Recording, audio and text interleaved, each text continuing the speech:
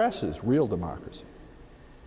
Real democracy is the tension between individual expression and corporate responsibility. And that's what's missing in a vandal.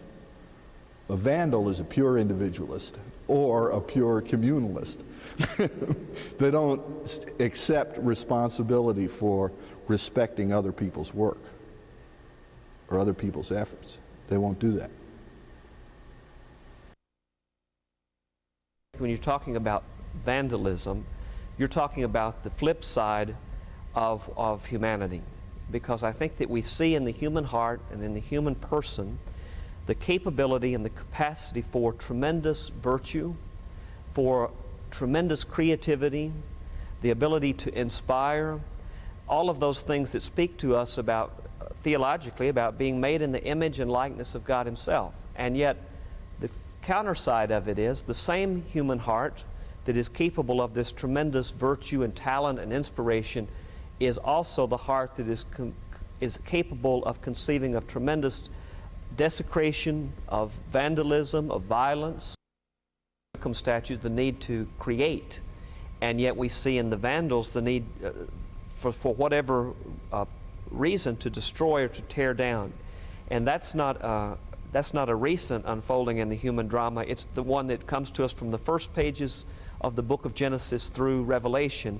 It's the same struggle between trying to create and to build up, and for whatever tragic reason, others who feel a need to destroy and to tear down.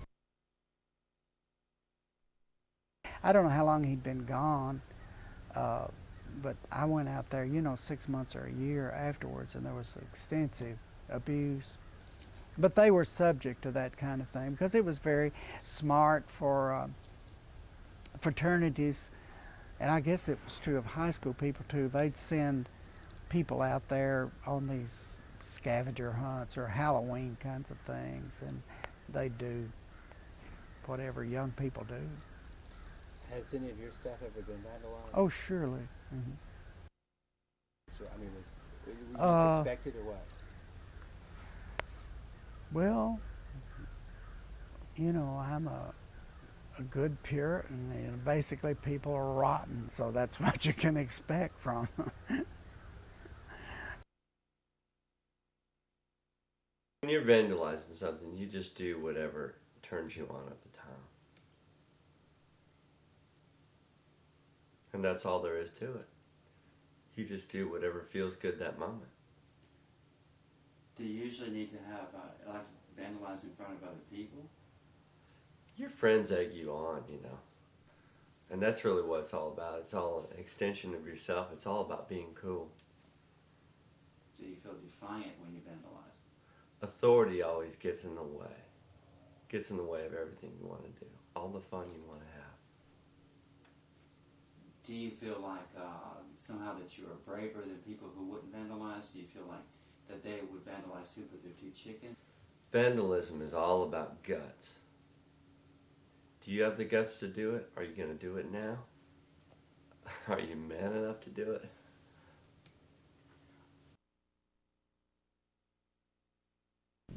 I certainly don't think kindly of those people that think it's really cool and fun to blow this stuff up just because they can, and more or less stick a stick in your eye, and then run off. But I also realize, because of the lack of funding and the lack of a cohesive energy to get these things preserved, that this was, for whatever reason, going to be the natural downfall of this collection of artifacts. There is no way, or was no way, that you could have done anything but, unless you had had finances. And as a preservationist and a conservator, I certainly realize dramatic steps could have been taken, but again, it's only time and money. It's very complicated, the legal responsibilities and who own them, but for certain circumstances, a number of these objects ended up at the art department in Austin Peay, and at some point some of his relatives, I had nieces, I don't know, sisters, some ancient ladies from Texas came, and they had read an article in an art magazine that had used some of my photographs, and they were sort of saying Uncle Tanner and all of his wonderful work, and that they'd like to have them. There was a pair of dogs that flanked the gates, and I said, well, I don't know who has the legal rights to them. And she, well, how can we get them? And I said, well, just get someone to pack them and ship them if you think they are yours and you want them. Of course, they were less enthusiastic when they thought that it might cost $700 or $800 to get these big chunks of concrete shipped down to Houston, Texas. In the early days, in the 70s, when I was coming back and forth, 72 through 74, when coming back and forth from Detroit, and in the early 80s, there was a fairly large concerted effort made by Tennessee State Museum. I think we were going to involve the Army Corps of Engineers and the Department of Tourism, Tennessee Department of Tourism.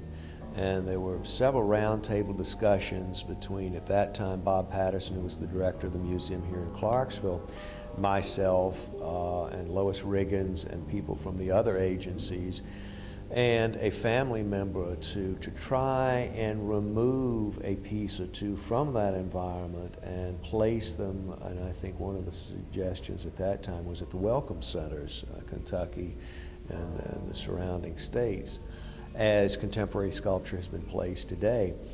And because of the politics of the family, I think at one time, it's a fairly small site, but at one time that whole little area was owned by 8 people. 2 or 3 were very for the project, and the rest were not, and the rest were very dubious of our interest even back then.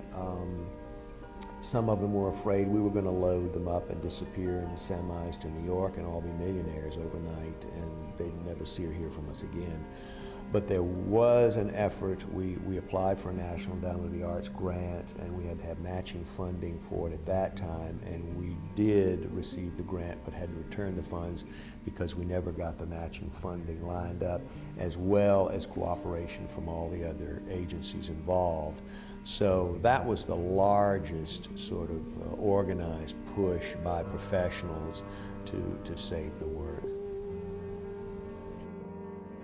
Looking back now, knowing what I do know now, and in terms of appreciation for the material and the body of work as a whole, you begin to realize that in its prime, when he was still alive in the late 60s and 70 and 71, he was out there maintaining the pieces. This was one of 5 or 6 sites in the entire country of this magnitude and importance, and it certainly is in a scale of Fred Smith's Concrete Park in Wisconsin, a couple of sites in Georgia and Florida, and even the Watts Towers in LA. Had this been recognized a little bit earlier and a little more captive sort of attention been brought to it, I think there may have been a little bit more thought as to its preservation. Its location, of course, is what has sort of done this in, way out in the middle of the sticks, nowhere, unguarded, has led to its demise.